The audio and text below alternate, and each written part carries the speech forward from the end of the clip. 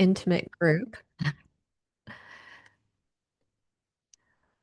Thank you all for coming and joining me this evening to talk about Beneath the Sicilian Stars. And some of you were part of the initial group that got the sneak preview of this novel when I was actually at Railroad Book Depot. And that was early June, so just last month. And Beneath the Sicilian Stars officially released last Tuesday. And so I'm really happy to share with you more behind the scenes of that story. So, first, I'm going to share with you a short overview presentation, and then I will read a passage, and then I'll take your questions. So, I'm going to get started. Let's see. Great.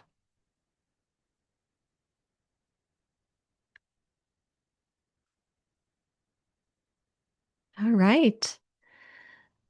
So you are the first to see a new presentation that I'm going to be doing for several groups called Forgotten Voices of Wartime California. And it is based on Beneath the Sicilian Stars. And for those of you who don't know, most of you do, I'm based in Los Angeles. I'm a journalist as well as a novelist. I am of Sicilian descent through my mother, who is on this call. And I write historical fiction at this point, largely inspired by that Sicilian heritage. I am a graduate of Marquette University, where I majored in communications and specialized in journalism. I got my start in my career as an editor at Shape magazine. And today I write freelance for several publications, including Forks Over Knives, for which I am a regular contributor. My first novel, The Last Letter from Sicily, debuted in January of 2025 this year. And it was followed by Beneath the Sicilian Stars, which released last week. And both of those were published by Storm Publishing. So here is the tagline for the novel: A family divided by war, a promise forged beneath the Sicilian stars. This novel will take you between American internment camps to Sicily's bombed villages, following one family's fight for survival, identity, and hope during World War II. But we're going to talk about the American experience because on December 7th, 1941, FBI agents began arresting Italian, American, and Japanese people that they deemed potentially dangerous. Now, if you realize this is actually days before the US was at war. The next day, 600,000 Italian residents without citizenship were labeled enemy aliens. Then, on February 19th, Roosevelt signed Executive Order 9066, which targeted not only the Japanese, of whom we've heard the most about, but also led to the forced relocation of Italian residents from military zones and government protected sites. It affected 10,000 Italians in California alone and 1,600 plus residents in Pittsburg, California.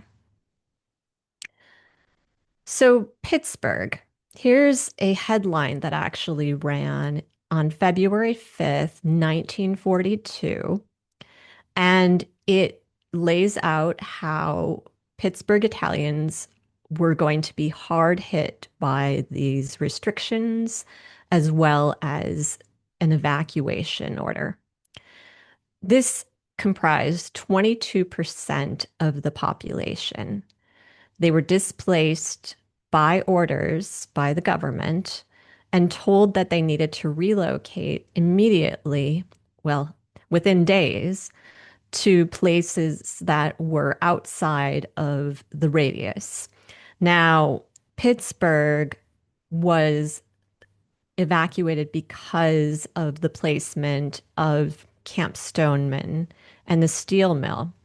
And it was decided that the Italian residents who did not have citizenship were dangerous, potentially dangerous, and therefore could not be located anywhere near these facilities.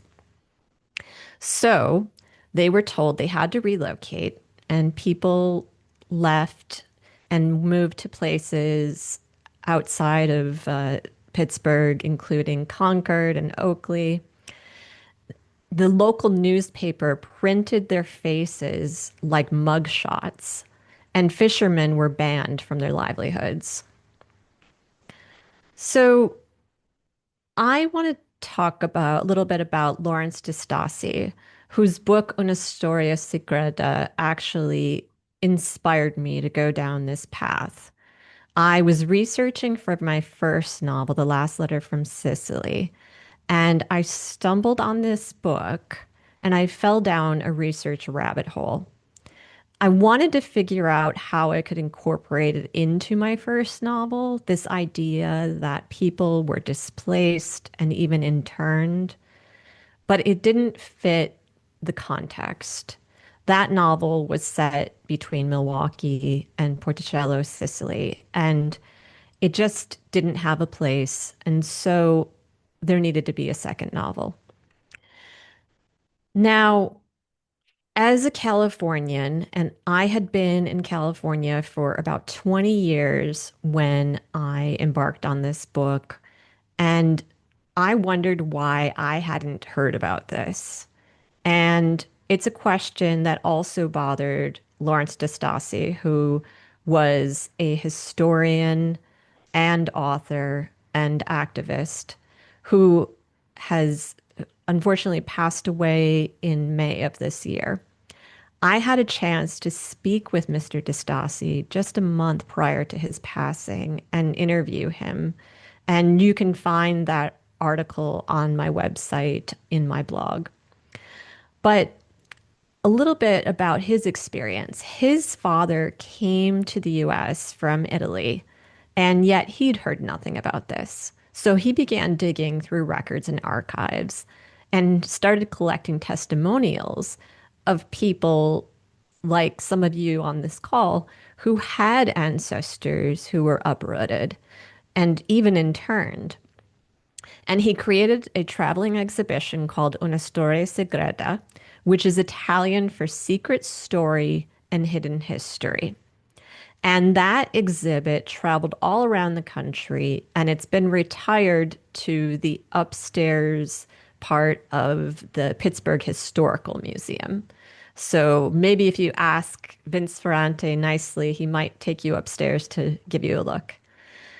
But that book, that exhibition inspired this book, which is a collection of essays that are written by people who were the descendants of those who were affected, and in some cases, some of the people that were affected. So here's some of the faces that were printed, those mugshots I mentioned that ran in the Post-Dispatch. Now, as you can see, most of these people are senior citizens, but they were decided to be too dangerous to be living near the steel mill or Camp Stoneman. So, as I said, 10,000 residents of California were evacuated in February. They were expected to leave their homes, find new accommodations during a time of suspicion and prejudice. And some of them left California entirely. Now, As enemy aliens, these people, the 600,000 total across the United States, had to re-register, carry special IDs, surrender radios, cameras, and rifles, even flashlights. These were thought to be contraband. In California, FBI agents began to search and seize these types of objects by visiting homes unannounced, and curfews were imposed. Travel was limited to just 5 miles. So, this is just some of what we also haven't really heard too much about. Now, those restrictions, it should be noted, lasted through Columbus Day of 1942, an auspicious day for sure.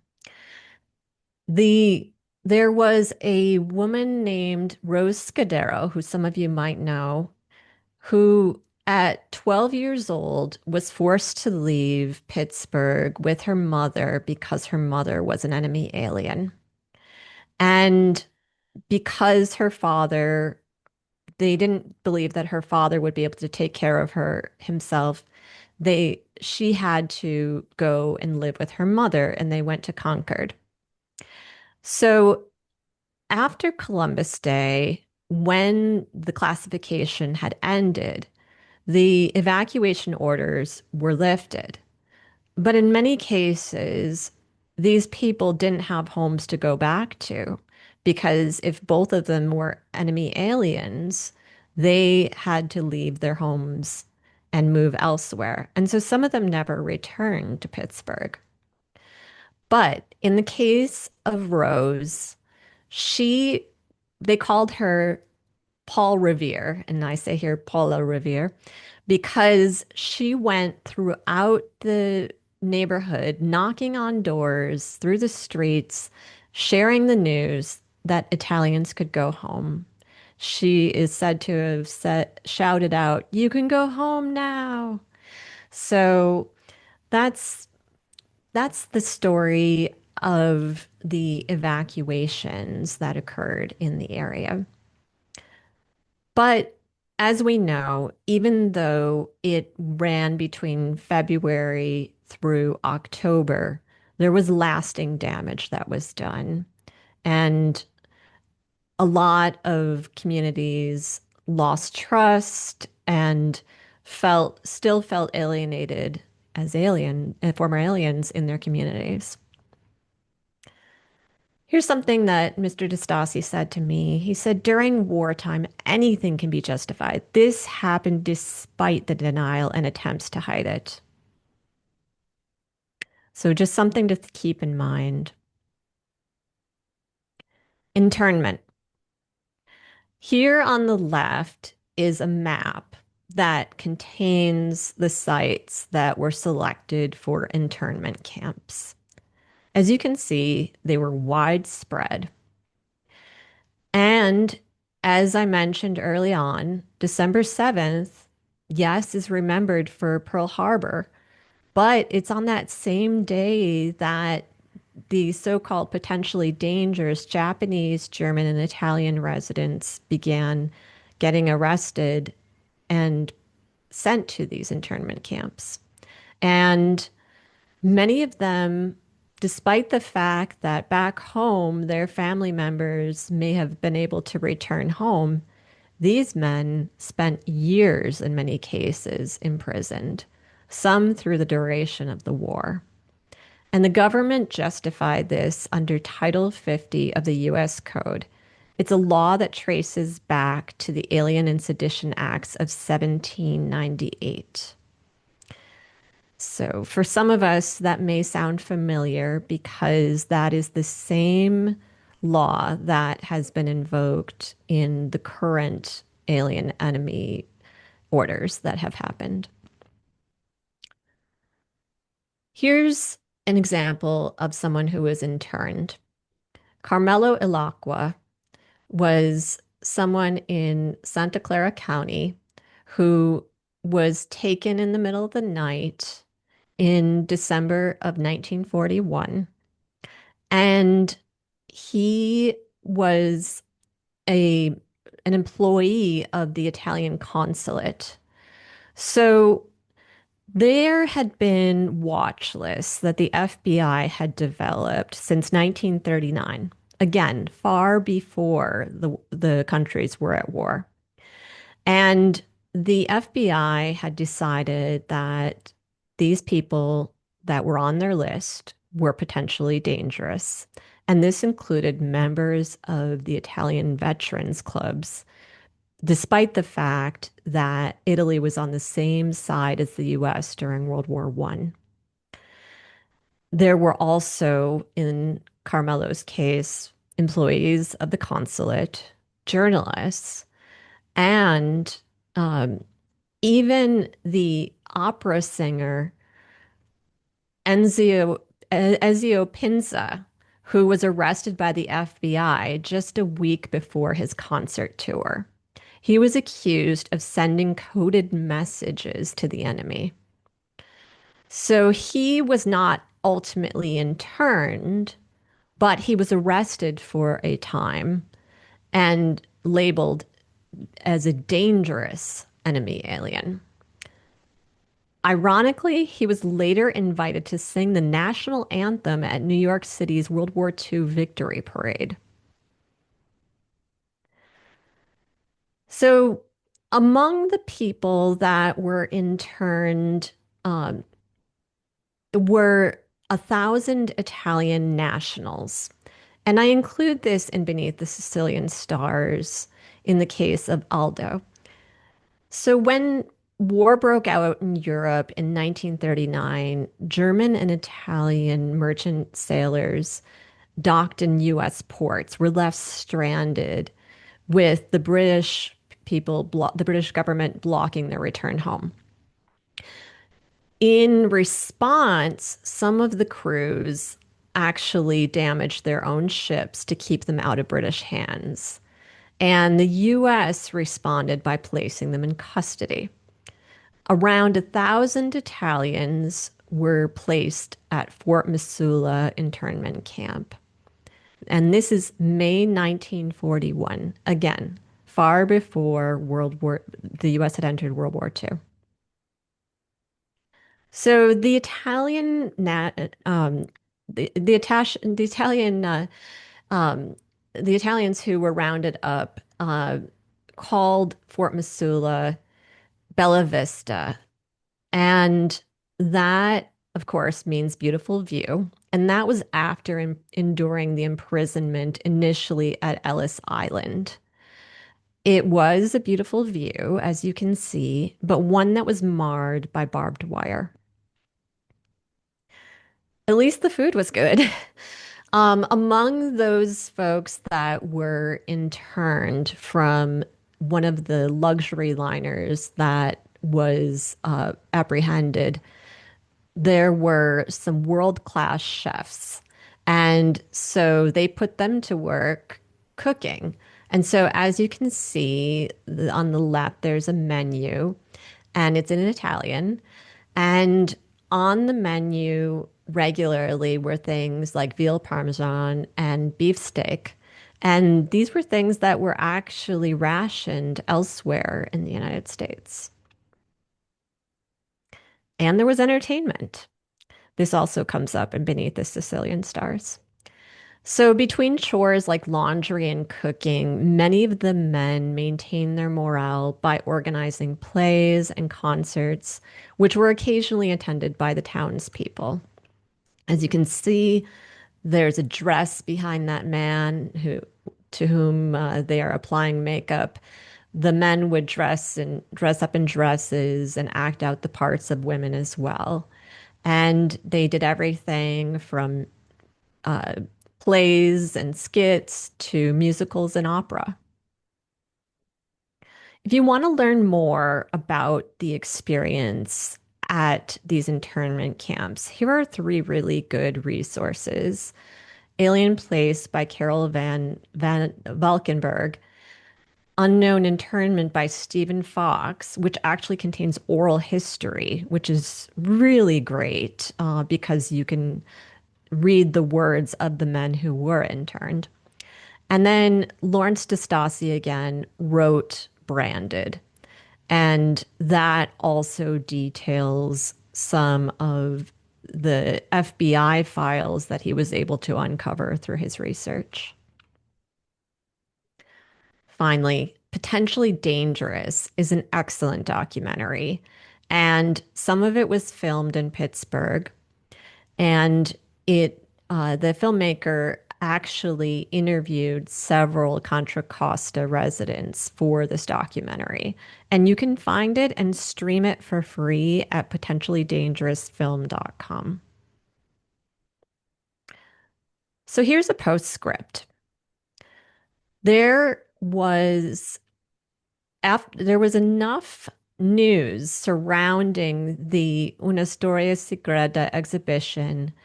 And following all of those efforts by Lawrence Destasi and his team, and all of the testimonies that they compiled, that President Bill Clinton actually passed the Wartime Violations of Italian American Civil Liberties Act in November of 2000.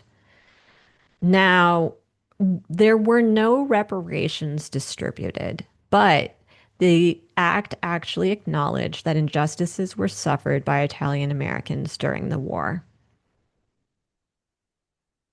And in 2010, California actually passed a resolution apologizing for the mistreatment of Italians in the state.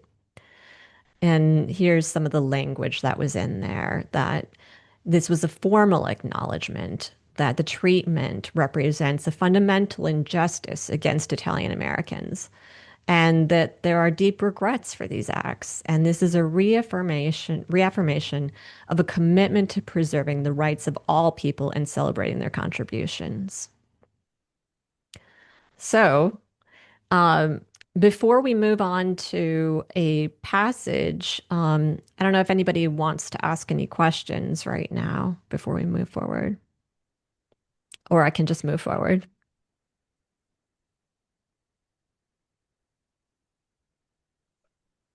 I'm going to read a passage and then you can ask some questions afterwards.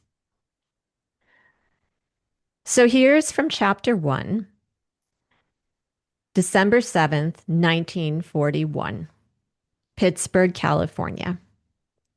Static crackled through the aging speaker as Annalisa Aiello's father, Vincenzo, turned the radio dial in search of the right station. The soft orange glow of the vacuum tubes was almost too faint to be seen in the late Sunday morning light. The sun poured through the window, reflecting off the glass covering their family portrait. Annalisa and Papa gazed out with their deep-set eyes above chiseled cheekbones, while her older brother Mario's features favored those of her mother, Maria, with a more pointed chin. His face was distinguished by a pencil eraser-sized mole on his left cheek. Together, they smiled broadly in that bittersweet moment just before they said their goodbyes. The photograph was taken with Mario's box camera on the day the Aiellos sent him off with the Navy to Honolulu, so far from the only home he'd ever really known. It was a world apart from what was sometimes a challenging life in the East Bay city of Pittsburg, California, where Annalisa had grown up. Her parents had arrived 2 decades earlier, fresh from Italy with baby Mario in tow. The dial landed on the right frequency, and Annalisa heard the familiar sing-song jingle of the Jell-O show starring Jack Benny. The entertainer launched into a humorous intro while the 16-year-old hunched over math homework on the coffee table. Pots and pans banged in the kitchen as her mother prepared their afternoon supper. The faint scent of garlic permeated the air. Annalisa scribbled answers to the various equations, some more challenging than the rest. But half of her attention remained on Benny and the program she hated to miss. About 15 minutes in, she set down her pencil and leaned in beside Papa, who laughed heartily as Benny acted out the parts of Dr. Jekyll and Mr. Hyde. It was a spoof on a film she and her father had seen downtown at the California Theater. She remembered how Spencer Tracy had acted out the different sides of the composite figure. Hyde was unpredictable and critical, but Dr. Jekyll was gentlemanly and charming. In a funny way, the duality reminded her of her mother. There were rare moments when Mama smiled in wistful reflection, channeling memories of growing up in Isola della Femmina, Sicily. It was in these instances that Annalisa would learn things, like how her mother grew up surrounded by the aroma of her own father's fresh baked bread and helped fill cannoli for his bakery. We used fresh sheep's milk ricotta, so we really could only make them in the winter months, Mama had once recalled with a softness in her voice. That was back when we didn't have refrigeration. Then Annalisa had smiled, eager to learn more. But the moment had passed, and she saw her mother's face harden. You're slouching again, she'd snapped. Who's gonna want to marry a girl who can't sit upright in church? The teenager often wondered when she might meet a man who would want to be her husband. Several boys had interested her over the years, but those were crushes, really. While she chatted with classmates who sat to her sides, she never spent time with them outside of school. She didn't dare bring anyone home for fear of what they'd think, how they might judge her immigrant parents. She glanced at her father, who was absorbed in the program. At least he spoke English, unlike her mother. Still, his thick Sicilian accent sometimes clouded his words, leaving store clerks and church parishioners staring without comprehension. Worse still were the laughs and name calling of neighbor children that still haunted her dreams. She thought about it as laughter rang out in Benny's studio audience. But then something peculiar happened.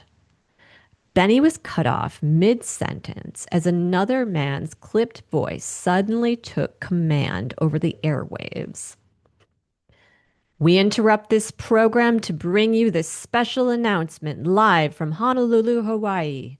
We have witnessed this morning the severe bombing of Pearl Harbor and the attack on the city of Honolulu by the Empire of Japan. There has been serious fighting in the air and sea. More than 350 men have been reported killed by a direct bomb on Hickam Field. Witnesses report that at least 3 ships were attacked and the USS Oklahoma was set afire.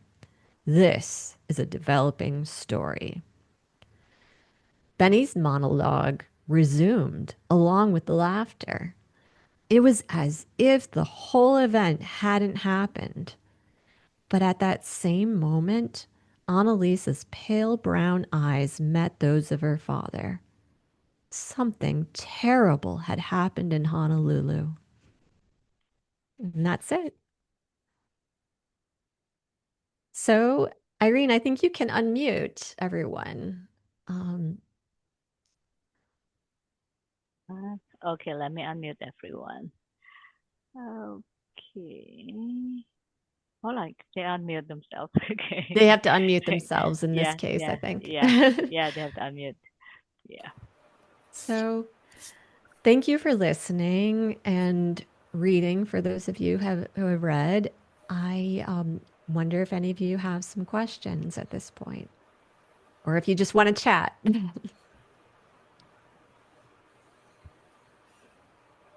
So, I guess one of the things that I wanted to say is that I am very grateful for how gracious so many people in Contra Costa County had been during my research for this novel. I had people like Carol who drove me all around the county. I had Vince Ferrante who let me stay in the museum for about 4 hours going through archives. And yeah, I was on the phone with people like Bob Scudero and Al Bronzini out in Oakland, and lots of conversations with Sal Conilio, who was my inspiration for Alberto's character. So I want to say Oh, thanks for that was that. Alberto. Oh goodness. Oh As a no. child, as a Oh, child, oh no. Oh no. as a child. Oh, that's gonna be a visual. Thanks for the warning. Okay, good. Well, he was, after all, on the Italian Olympic team, so. That he was. That he was. I can testify to that. Yes, that he was. So, yeah, I had Paula who provided me with lots of background about her family members' experiences as well. And Steve Lucido, who some of you might know, who lives in Canada, provided me with the FBI files from his grandfather's experience being interned. So all of that really helped me build the story behind the stories.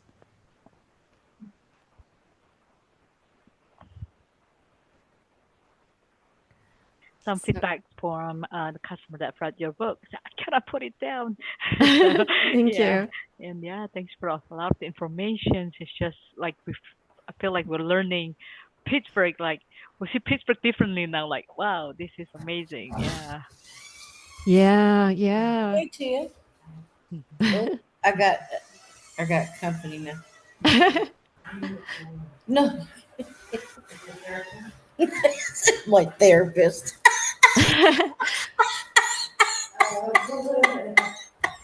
That's funny as hell. I'm It's sorry okay. about that, Carol Jensen. No, but I'm sorry. I have to dismiss. Not a problem. I. It's very nice to see and talk to you. I'm sure we'll be in touch. Thank you so much, Paula. I'll, I'll talk to you All later. right, great. Thanks. So, Irene, I wanted to also mention that the store Railroad Book Depot carries the novel now. So, uh, it's available for purchase online as well as in the store. So, please encourage people to buy it there because we want to support this local business. That's good job. If it's not too much trouble, I know because you're not from local, if you can send us like a template stickers with your signature, Yeah, so I'd I love to can, do yeah, so I that. can paste it on the back. So whatever message you have for them, because normally that's what we have for our author that move out of state and stuff. Yes, yeah. If you can Yeah, just mail it, I've yeah. got my book plates and I Yeah, can book plates. sign Yes, these. yes, Yeah. yeah. Because I have a lot of people that like, do you have the signature? It's like, well, he's in LA. We're gonna have the book talk, and Yeah. then let me see if you can mail us a few, and then I can paste it on the book, and yeah, and give it to. Yeah, I'd love to do that. Yeah, Yeah, thank you so much. Yeah, I also want to mention that as of today, yeah. I just got I just got asked to speak for the Concord Historical Society. So Hey, I am actually congratulations. coming, but in Yeah. January, so Oh, okay, next ways year. from now. Yes, okay. So I will be speaking there, and I will be letting everyone know Yeah, through my newsletter, and it's also yeah. on my events page on my website. We'll probably be launching the third book by then. Yes. Yeah, yeah, I'm hopeful. Yeah, yeah. So, Yeah. Miss Winnie, you have questions? So she's also an author. That yeah, So yeah, I mhm, yeah, I also yeah, I'm going to speak there, and yeah. then I'm doing a number of events that are geared toward how to incorporate your family history Wow, yeah. into historical fiction. Wow, And I actually just gave one last night that's to amazing. the San Jose Library, Wow. and they are going to have me do another talk in October, on October 1st, just in Mhm. time for Italian American Heritage Month, Yeah. where I'm going to do this presentation that I just gave Mm, you mm. to the library, the San Jose Library audience. That's So. that's amazing. Yeah. Yeah, I will post this recording on, well, it's all on the website from your previous one also, and I'll just share it with the community that hopefully will benefit, will definitely benefit from this information. Yeah. Thank you. Yeah. Thank you for the Thank you. opportunity. No, yeah, yeah. So, You will. yeah, Yeah. my So, mother, yeah. Santa Maria Morris, is on the Hi. line. You Hi can there. wave. Hi, Mom. Yeah. Yeah. Yeah. We're So we're all so proud of Lindsay. thank you. Thank you. There's a lot of people who I definitely Yeah. have to thank for just their support and how they help shape this story. So Yeah. Yeah. We're grateful to know you, and yeah, it's been really um valuable jump for the Pittsburgh. I was like, wow, this is about Pittsburgh. Yeah. So yeah, yeah. yeah. I mean, I think it's Yeah. for me, the actually have una storia secreta here, and as you can see, I've read it quite a lot. I've got like bookmarks, and Yeah. Yeah. there's actually a chapter Mm-hmm. called Pittsburgh Stories that's Mm. in this book, Okay. and it is the accounts of people who lived Mm. through the experience. Wow. So I definitely recommend if you're interested, check out this book and go to that chapter. Yeah. Thank you. Yeah. So. Well, All thanks right. Thank you. everyone. And Yeah. there's my website at the bottom. And if you're not on my mailing list yet, definitely join because I share more behind the scenes as well as my upcoming events. And I also have on that website a blog where I've interviewed cultural ambassadors and historians, and including Lawrence Destasi. And I also had an interview recently with a woman whose family was in Gloucester, Massachusetts, which she didn't realize also had been affected by the executive order, in that the fishermen in Gloucester were actually prohibited from using their vessels during the war. And so these men lost their livelihoods. Those families were not evacuated in the same way, but so many people in Gloucester, so many of the Italian immigrants in Gloucester were actually fishermen. And so a lot of them ended up leaving Massachusetts entirely because they had no more work. Mm. Right. Perfect. Yeah. All right. Well, All thank you right. so much, Thank you so everyone. much. Yeah.